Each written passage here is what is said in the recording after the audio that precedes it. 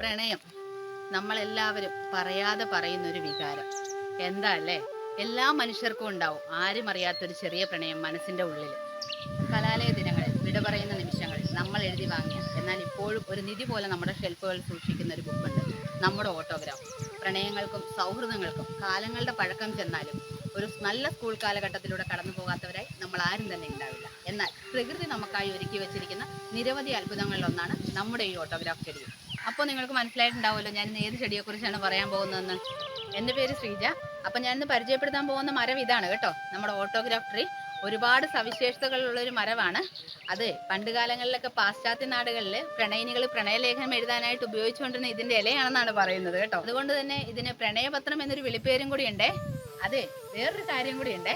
നമ്മുടെ കരീബിയൻ പ്രദേശങ്ങളിലും അതേപോലെ തന്നെ വെസ്റ്റ് ഇൻഡീസിലും ഒക്കെ ചീട്ട് കളിക്കാനുള്ള പ്ലേ കാർഡായിട്ട് ഉപയോഗിച്ചുകൊണ്ടിരുന്നത് എന്താണെന്ന് അറിയാമോ? ഇതിന്റെ ഇലകളാണെന്നാണ് പറയുന്നത്. എനിക്ക് ഏറ്റവും ഇഷ്ടപ്പെട്ട ക്രിക്കറ്ററായ വെസ്റ്റ് ഇൻഡീസിന്റെ കളിക്കാരനാണ് ബ്രെയിൻ ലാറ. അവരുടെ നാട്ടിൽ ചീട്ട് കളിക്കാനായിട്ട് നമ്മുടെ ഈ ഓട്ടോഗ്രാഫ് ട്രീയുടെ ഇല ഇതുപോലെ കാടുകളായി കട്ട് ചെയ്തിട്ടാണ് അവർ നൂറ്റാണ്ടുകൾക്ക് മുമ്പേ ഉപയോഗിച്ചിരുന്നതായിട്ടാണ് പറയപ്പെടുന്നത്. അതിന്റെ കാരണം എന്താണെന്ന് അറിയാമോ? ഇതിന്റെ ഇലകൾ കണ്ടു കഴിഞ്ഞാൽ തന്നെ അറിയാം, നല്ല കട്ടിയുള്ള ഇലകളാണ്.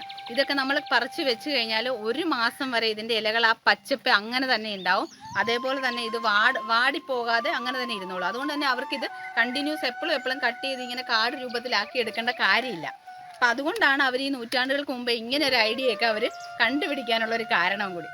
നമുക്ക് ഈ ഇലകളൊന്ന് ശ്രദ്ധിച്ചു കഴിഞ്ഞാൽ വളരെ വ്യക്തമായിട്ട് അത് മനസ്സിലാവും. കാരണം വെച്ചാൽ ഇതിൻ്റെ ഇലകളിൽ നല്ലൊരു ടിഷ്യൂ ആവരണം പോലെ ഇതിലുണ്ടാവും.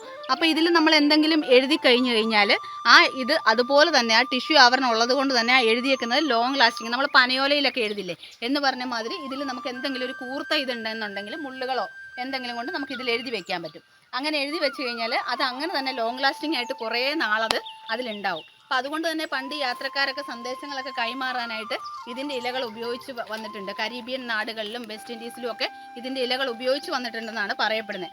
അതേപോലെ തന്നെയാണ് കേട്ടോ കലാലയങ്ങളിൽ ഓട്ടോഗ്രാഫുകളും അതേപോലെ പ്രണയലേഖനങ്ങളൊക്കെ കൈമാറാനും ഒക്കെ കരീബിയൻ നാടുകളിലും വെസ്റ്റ് ഇൻഡീസിലും ഒക്കെ ഇത് ഉപയോഗിച്ച് വന്നിരുന്നതായിട്ടൊക്കെ പറയപ്പെടുന്നുണ്ട്.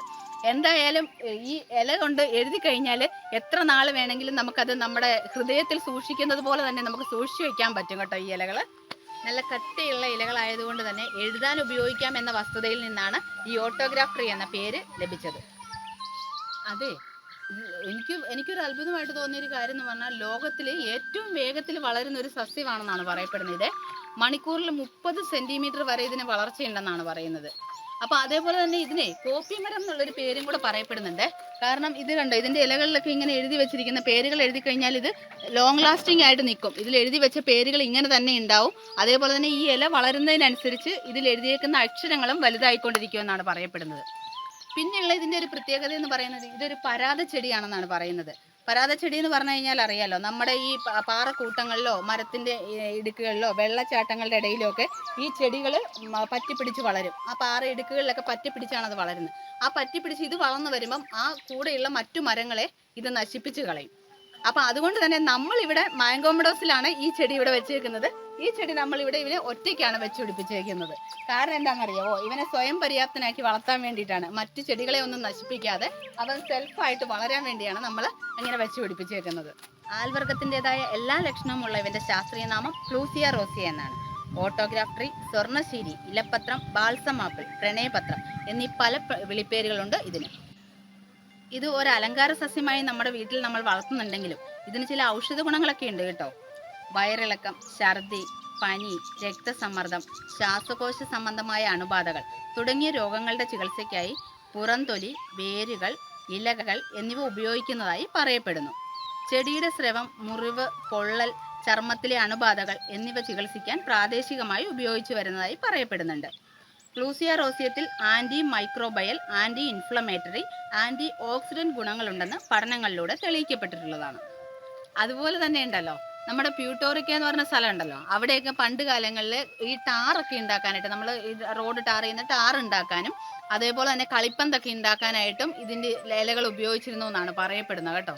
അതുപോലെ തന്നെ ഈ ചെടിയിലുണ്ടല്ലോ നമ്മൾ ഈ ഇലകൾ മാത്രമല്ല ഇതിന്റെ പൂക്കളും കായ്ക്കളും ഒക്കെ ഭയങ്കര ഭംഗിയാണ് കേട്ടോ കാണാനായിട്ട്.